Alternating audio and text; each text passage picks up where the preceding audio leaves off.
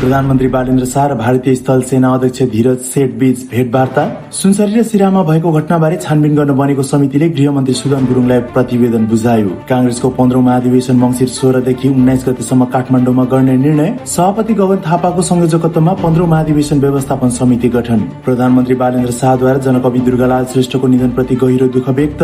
बालेनले लेख्नुभयो, उहाँले देखाउनु भएको मार्गमा हामी निरन्तर हिँडिरहनेछौँ। चालु आर्थिक वर्ष 2083-84 को साउनमा 3 अर्ब 77 करोड रुपैयाँ बराबर प्रत्यक्ष वैदेशिक लगानी प्रतिबद्धता आएको उद्योग विभागले दियो जानकारी। बागमती सरकार गठनका लागि अन्य दलसँग वार्ता गर्न एमाले बनायो समिति। लुम्बिनी सरकारमा जसपा नेपालका सांसदलाई मन्त्री बनाएकामा अग्रगामी मोर्चाको आपत्ति। परराष्ट्र मन्त्रालयले विदेशमा अलपत्र नेपाली नागरिकको उद्धार, राहत तथा घर फिर्ताका लागि कार्यविधि 2083 तयार गरी अर्थ मन्त्रालयमा स्वीकृतिको लागि पठायो। सुदूरपश्चिमका मुख्यमन्त्री खगराज भट्टले आज प्रदेश सभामा विश्वासको मत लिने। सिन्धुली उद्योग वाणिज्य संघले बीबी राजमार्गमा रातिको समयमा कुखुरा बोक्ने सवारी साधन सञ्चालन गर्न दिन माग गरे। प्रतिनिधि सभाको आजको बैठकमा विभिन्न 4 मन्त्रालयका मन्त्रीहरूले सांसदहरूले सोधेका मौखिक प्रश्नहरूको उत्तर दिए। बैठकले राजधानी विधेयक 2083 माथि विचार गरियोस् भन्ने प्रस्तावलाई बहुमतले स्वीकृत गर्यो। प्रतिनिधि सभा अन्तर्गतको राज्य व्यवस्था तथा सुशासन समितिले अख्तियार दुरुपयोग अनुसन्धान आयोगका पदाधिकारीलाई काम कारबाही बारे छलफलका लागि बोलायो। सबै सरकारी कर्मचारीले 15 दिनमै तलब निकासा गर्न महालेखाको परिपत्र। पूर्व प्रधान न्यायाधीशको नेतृत्वमा संविधान संशोधन सुझाव आयोग गठन गर्न कांग्रेसको माग। काठमाडौँ उपत्यका सहित देशका विभिन्न ठाउँमा खाना पकाउने एलपी ग्यासको अभाव देखिएपछि सांसदहरूद्वारा तत्काल आपूर्ति व्यवस्था सहज बनाउन सरकारको ध्यानकर्षण। अनलाइन व्यापार अनिवार्य दर्ता गर्न सरकारको ताकेता। करदाता प्रोत्साहन कार्यक्रममा उत्साह। 2 सातामै बिल दर्ता 50 गुणाले बढ्यो।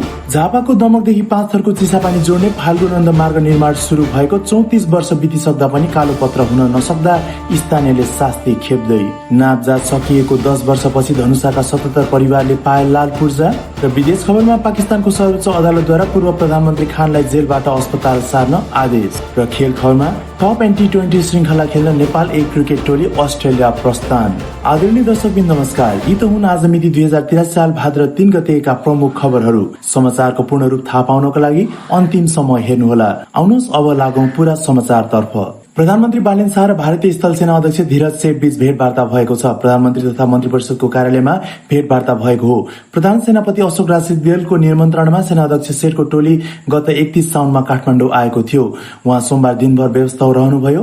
बिहान सैनिक मञ्च टुडी खेलमा वीर स्मारकमा पुष्पगुच्छा चढाउनु भएको थियो। त्यसपछि भारतीय सेना अध्यक्ष सेठ र नेपाली सेनाका प्रधान सेनापति अशोक राज सिग्देल बीच पनि शिष्टाचार भेट भएको थियो। यो भेटवार्तापछि सैनिक मुख्यालय जंगी अड्डामा सेठले वृक्षारोपण पनि गर्नुभएको थियो। त्यस्तै जंगी अड्डामै अर्को कार्यक्रम पनि तय भएको थियो, जहाँ भारतीय सेना अध्यक्ष सेठले सैनिक सामग्री र स्वास्थ्य सामग्री नेपाली सेनालाई हस्तान्तरण गर्नुभएको थियो। सुनसरी र सिरामा भएको घटनाबारे छानबिन गर्न बनेको समितिले प्रतिवेदन बुझाएको छ। छानबिन समितिले मंगलबार गृहमन्त्री सुदन गुरुङलाई प्रतिवेदन बुझाएको मन्त्रालयका सहप्रवक्ता रमा आचार्यले बताउनु भएको छ। समितिले प्रतिवेदन बुझाएको हो, अब अध्ययनपछि कारबाहीमा जानेछ, आचार्यले भन्नुभएको छ। सुनसरीको देवानगञ्ज गाउँपालिका 3 कप्तानगञ्जमा 10 साउनको राति हिन्दू र मुस्लिम समुदाय बीच तनाव भएको थियो। त्यसपछि भएको झडप तथा सुरक्षाकर्मीको गोली लागेर 4 जनाको ज्यान गएको थियो। सुरुमा सुरक्षाकर्मीको गोली लागेर कप्तानगञ्जका ओम प्रकाश मेहताको ज्यान गएको थियो। घाइते भई उपचाररत रहेका जयप्रकाश मेहता र रविन्द्र मेहताको पनि मृत्यु भएको थियो। यो विवाद सिरासम्म पुगेको थियो। सिरामा पनि गोली लागेर गणेश यादवको मृत्यु भएको थियो। यी दुवै घटनाको छानबिन गर्न गृह मन्त्रालयले छुट्टा-छुट्टै समिति बनाएको थियो।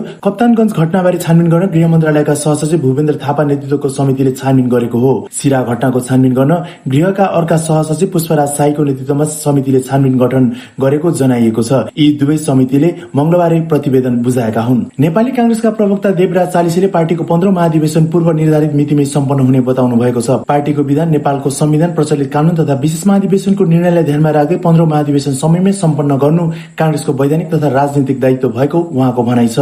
केन्द्रीय कार्य समितिको पूर्ण निर्णय अनुसार 2083 भदौ 16 देखि 19 गतेसम्म काठमाडौँमा महाधिवेशन गर्ने निर्णय यथावत रहेको बताउनु भएको छ। चालिसेले महाधिवेशनलाई केवल निर्वाचन प्रक्रियामा सीमित नगरी पार्टीको लोकतान्त्रिक नवीकरण, एकता, सहमति, संवाद र व्यापक सहभागिताको अवसरका रूपमा अघि बढाउने बताउनु भयो। प्रधानमन्त्री बालेन्द्र शाहले जनकवि दुर्गालाल श्रेष्ठको निधनमा गहिरो दुःख व्यक्त गर्नु भएको छ। मंगलबार सामाजिक सञ्जालमा पोस्ट गर्दै प्रधानमन्त्री शाहले भौतिक रूपमा श्रेष्ठ नरहे पनि उहाँका सृजना र विचारहरू सधैँ जीवित रहने बताउनु भएको छ। कवि श्रेष्ठका चर्चित केही सृजनाका अंश पनि उल्लेख गर्दै प्रधानमन्त्रीले लेख्नु भएको छ, जनकवि दुर्गालाल श्रेष्ठज्यू प्रति हार्दिक श्रद्धाञ्जली अर्पण गर्दछु। भौतिक रूपमा उहाँ हामी माझ नरहे पनि उहाँले देखाउनु देखाउनु भएको बाटो, उहाँका सृजना र विचारहरू सधैँ हामीमा जीवित रहनेछन्। उहाँले देखाउनु भएको मार्गमा हामी निरन्तर हिँडिरहनेछौँ। हार्दिक श्रद्धाञ्जली। गीतकार तथा जनकवि दुर्गालाल श्रेष्ठको 93 वर्षको उमेरमा आइतबार राति बुढानीलकण्ठ स्थित आफ्नै निवासमा निधन भएको थियो। चालू आर्थिक वर्ष 2083-84 को पहिलो महिनामा 3 अर्ब 77 करोड रुपैयाँ मात्र वैदेशिक लगानी प्राप्त भएको छ। उद्योग विभागका अनुसार साउन 2083 मा कुल 191 उद्योग आयोजनामा उक्त लगानी प्रतिबद्धता आएको हो।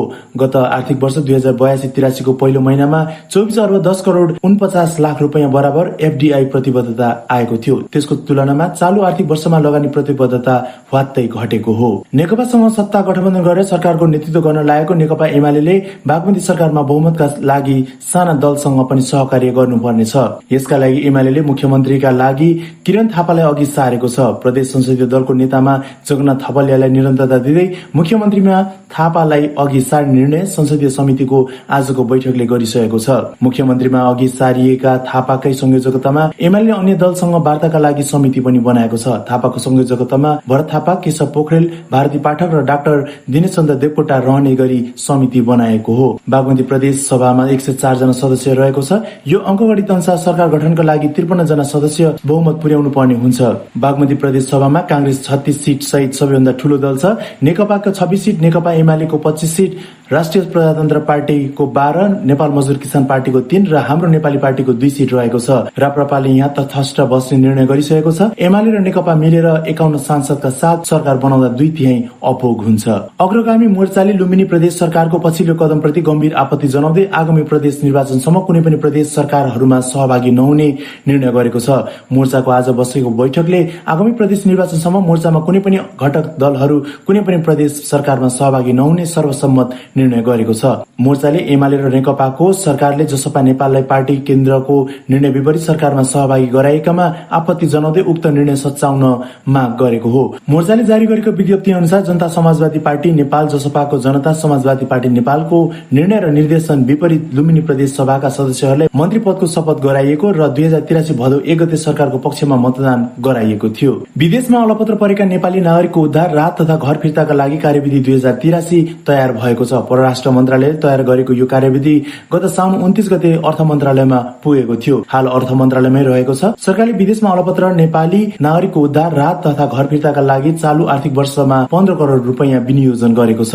उक्त बजेट सञ्चालनका लागि परराष्ट्र मन्त्रालयको कार्यविधि तयार पारेर अर्थ मन्त्रालयमा स्वीकृतिको लागि पठाएको हो। धादिङको धुनीबेसी नगरपालिका जोगाडी स्थायी ठेगाना भएका सन्तोष राईको कम्बोडियामा उपचारको क्रममा मृत्यु भएको र सब नेपाल ल्याउन ढिलाइ भएको विषयमा रासपाकी सांसद आशिका तामाङले संसदमा प्रश्न उठाउनु भएको थियो। यसको जवाब दिए परराष्ट्र मन्त्री शिशिर खनालले कार्यविधि तयार भएको जानकारी दिनुभएको थियो। मन्त्री खनालका अनुसार सरकार गठन भएपछि विदेशमा अलपत्र नेपाली नागरिकको उद्धारका लागि छुट्टै स्रोतको आवश्यकता महसुस गरी अर्थ मन्त्रालयसँग बजेट व्यवस्थापनका लागि अनुरोध गरिएको थियो। सुदूरपश्चिमका मुख्यमन्त्री खगराज भट्टले आज विश्वासको मत लिने भएका छन्। नेकपा संसदीय दलका नेता भट्ट 29 साउनमा एमालेको समर्थनमा मुख्यमन्त्री भएका थिए। भट्टले मंगलबार नेकपा संसदीय दलको बैठक बोलाएर बुधबार विश्वासको मत लिने निर्णय गरेका हुन्। उनले मंगलबार नै सचिवालयले पत्रचार गर्दै विश्वासको मत प्रयोजनका लागि बैठक बोलाइदिन भनेका छन्। सिन्धुली उद्योग वाणिज्य संघले बीपी राजमार्गमा रातिको समयमा कुखुरा बोक्ने सवारी साधन सञ्चालन गर्न दिन माग गरेको छ। राजमार्गमा रातिको समयमा सवारी सञ्चालन रोक लगाउँदा कुखुरा डुवानी गर्ने किसान तथा व्यवसायीले ठूलो क्षति बेहोर्नु परेको भन्दै संघले जिल्ला प्रशासन कार्यालय सिन्धुलीसँग आवश्यक सहजीकरणका लागि आग्रह गरेको हो। श्रमका अध्यक्ष जनकुमार श्रेष्ठ सहित पदाधिकारी तथा किसानको टोलीले जिल्ला प्रशासन कार्यालय सिन्धुलीमा पत्र बुझाउँदै कुखुरा जस्ता जीवित पशुपक्षी डुवानी गर्ने सवारी साधनलाई रातको समयमा बीपी राजमार्गमा सञ्चालन गर्न दिन माग गरेको हो। बीपी राजमार्गमा राति सबै प्रकारका सवारी साधन सञ्चालनमा रोक लगाइएकोले सिन्धुलीबाट काठमाडौँ पठाइने बोइलर कुखुरा दिनको समयमा डुवानी गर्नुपर्ने अवस्था रहेको संघले जनाएको छ। प्रतिनिधि सभाको मंगलबार बसेको बैठकमा विभिन्न मन्त्रालयसँग सम्बन्धित प्रश्न उत्तर, वार्षिक प्रतिवेदन पेश र विधेयकमाथिको छलफलपछि सभामुख डोल प्रसाद अर्यालले बैठक स्थगित गर्नु भएको हो। बैठकको कार्यसूची अनुसार विभिन्न 4 मन्त्रालयका मन्त्रीहरूले सांसदहरूले सोधेका मौखिक प्रश्नहरूको उत्तर दिएका थिए। परराष्ट्र मन्त्री शिशिर खनाल, ऊर्जा जलस्रोत तथा सिंचाई मन्त्री विराज भक्त श्रेष्ठ, संस्कृति तथा पर्यटन तथा नागरिक उड्डयन मन्त्री खड्ग पौडेल र कृषि, वन तथा वातावरण मन्त्री गीता चौधरीले आफ्नो मन्त्रालयसँग सम्बन्धित जिज्ञासाहरूको सम्बोधन गर्नुभएको थियो। बैठकमा प्रधानमन्त्री बालेन्द्र शाहको तर्फबाट कानून न्याय तथा संसदीय मामिला मन्त्री सोभिता गौतमले थारू आयोगको 7औं वार्षिक प्रतिवेदन 2081 साउन 2082 असार पेश गर्नुभएको थियो। बैठकले परराष्ट्र मन्त्री शिशिर खनालले प्रस्तुत गरेको राहदानी विधेयक 2083 माथि विचार गरियोस् भन्ने प्रस्तावलाई बहुमतले स्वीकृत पनि गरेको छ। संघीय सरकार मातहतका निकायमा कार्यरत सबै सरकारी कर्मचारीले 15 दिनमै तलब भत्ता निकासा गर्न महालेखा नियन्त्रक कार्यालयले परिपत्र गरेको छ। महालेखा नियन्त्रक कार्यालयले परिपत्र मार्फत अर्धमासिक रूपमा तलब भत्ता भुक्तानी गर्ने व्यवस्था मिलाउन मातहतका सबै कार्यालयलाई निर्देशन दिएको हो। अर्थ मन्त्रालयको नीतिगत मार्गदर्शन र बजेट वक्तव्यको नयाँ व्यवस्था लागू गर्न लागि कार्यालयले जनाएको छ। महालेखा नियन्त्रक कार्यालयका अनुसार संघीय सरकार अन्तर्गतका निकायका कार्यरत कर्मचारीले हरेक महिनाको 15 दिन कटेपछि अर्धमासिक रूपमा तलब भुक्तानी गरिनेछ। काठमाडौँ उपत्यका सहित देशका विभिन्न ठाउँमा खाना पकाउने एलपी ग्यासको अभाव देखिएपछि सांसदहरूले तत्काल आपूर्ति व्यवस्था सहज बनाउन सरकारको ध्यानाकर्षण गराएका छन्। प्रतिनिधि सभाको बैठकको शून्य समयमा सांसदहरूले ग्यास नपाउँदा उपभोक्ता घण्टौसम्म लाइन बस्न बाध्य भएको र दैनिक जनजीवन प्रभावित भएको बताएका छन्। सांसद मोहनलाल आचार्यले सम्बन्धित मन्त्रीले ग्यास अभाव नरहेको दावी गरे पनि व्यवहारमा आफ्नै जिल्ला सहित विभिन्न क्षेत्रमा अभाव कायम रहेको बताउनुभयो। उहाँले बजार अनुगमन प्रभावकारी बनाउन ग्यास लुकाएर कृत्रिम अभाव सिर्जना गरिएको भए तत्काल छानबिन गर्न सरकारसँग माग गर्नु भएको छ। साथै खाना पकाउने ग्यासको विकल्पको रूपमा विद्युतीय ऊर्जा प्रयोगलाई प्रोत्साहन गर्न विद्युतमा लगाइएको 5% भ्याट बारे पुनर्विचार गर्न र वैकल्पिक ऊर्जाका कार्यक्रमलाई प्राथमिकता दिन आचार्यले आग्रह गर्नुभएको छ। सरकारले अनलाइन माध्यमबाट व्यवसाय गरिरहेका सबै व्यवसायलाई अनिवार्य दर्ता हुन ताकेता गरेको छ। वाणिज्य आपूर्ति तथा उपभोक्ता संरक्षण विभागले वेबसाइट, एप, सामाजिक सञ्जाल वा अन्य डिजिटल माध्यमबाट वस्तु तथा सेवा बिक्री गर्ने सबै व्यवसायीलाई विभागले पोर्टलमा अनिवार्य सूचीकृत हुन निर्देशन दिएको हो। विद्युतीय व्यापार ऐन 2081 र निर्देशिका 2082 अनुसार कानूनी प्रक्रिया पूरा नगरी अनलाइन व्यापार सञ्चालन गरे कारबाही हुने विभागले चेतावनी दिएको छ। सरकारले कर प्रणालीमा उपभोक्ताको सहभागिता बढाउने उद्देश्यले सञ्चालन गरेको करदाता प्रोत्साहन उपहार कार्यक्रममा बिल दर्ता गर्नेको संख्या छोटो समयमा उल्लेख्य रूपमा बढेको छ। साउनको पहिलो 15 दिनमा उपहार योजनाको लागि 7077 वटा बिल दर्ता भएकामा दोस्रो 15 दिनमा यो संख्या बढेर 3,77,144 पुगेको हो। दोस्रो चरणको सहभागिता पहिलो चरणको तुलनामा करिब 50 गुणा बढी हो। साउन 16 देखि 31 गतेसम्म मात्रै नगद कारोबारका 3,57,000 भन्दा बढी बिल उपहार योजना सहभागी गराउन डिजिटल माध्यमबाट अपलोड गरिएको विवरण सार्वजनिक भएको छ।